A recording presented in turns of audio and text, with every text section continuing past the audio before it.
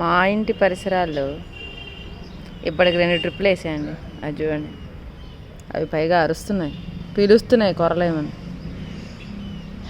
ఇది మా బద్దక సంఘ ప్రెసిడెంట్స్. సన్లైట్కి హాయిగా నిద్రపోతుంది. ఇది బ్రేక్ఫాస్ట్. ఇప్పుడు నేను కదిపే అంటే ఎగిరిపోతాయి, అందుకే ఓకే రిలాక్స్, బాయ్.